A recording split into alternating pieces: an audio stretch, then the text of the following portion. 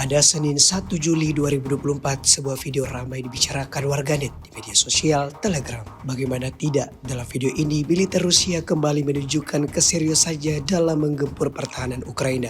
Alih-alih berdamai, pasukan Rusia justru semakin menjadi-jadi dalam meluncurkan keseriusannya. Serangan drone jenis pesawat Molniya Rusia terhadap peralatan komunikasi angkatan bersenjata Ukraina berlangsung cepat. Dalam keterangan unggahan tidak disebutkan di mana peristiwa ini berlangsung, namun dapat dipastikan serangan Rusia tepat mengenai sasaran. Hingga video ini beredar, beragam komentar ditulis warganet.